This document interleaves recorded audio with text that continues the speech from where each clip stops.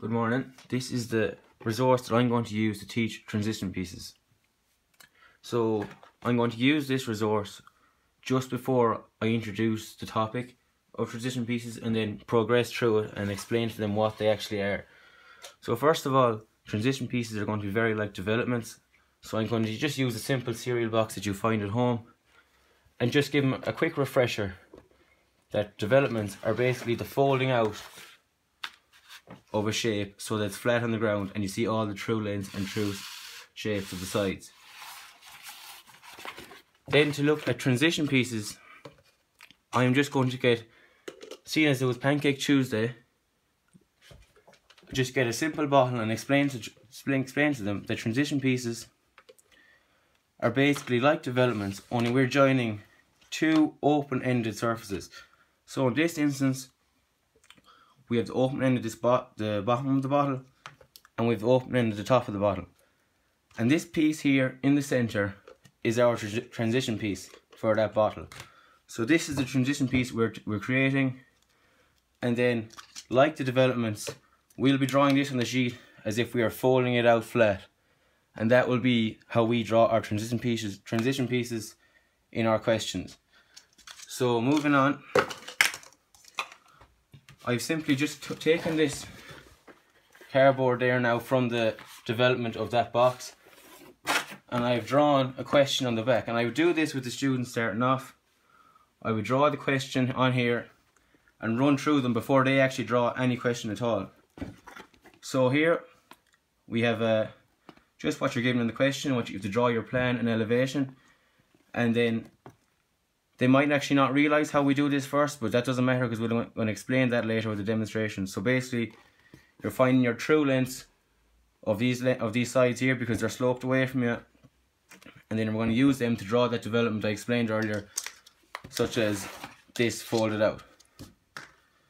So then, over here to the right then, we would have our development. So this would be our development drawn out.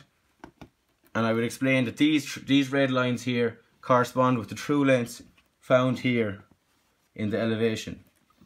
And to explain these, I use a Stanley knife to cut this out and fold it up into the shape it's meant to be, like this.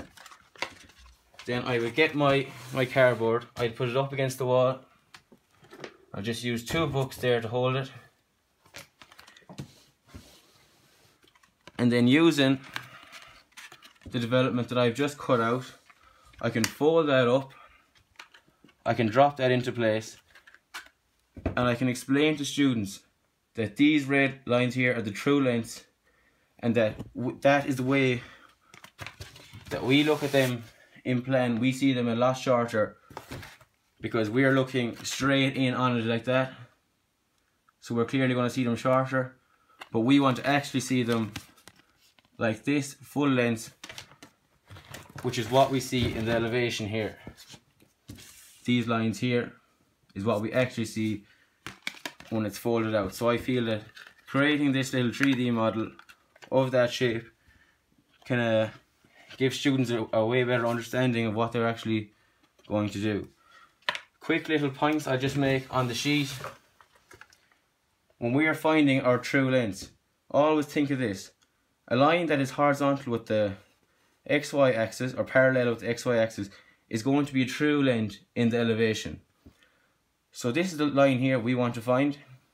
We want to find the true length of it. So all we're doing, we can rotate it this way, we could rotate it this way as well, until here we are parallel with the XY axis. We bring them up and then we join them to the corresponding points in the elevation so we know we have our true lengths. Then over in the development, we just draw out our true lengths. So this would be the triangulation method. So dividing these ends here into triangles and getting the true lengths of that side of the triangle so that we can draw out our development.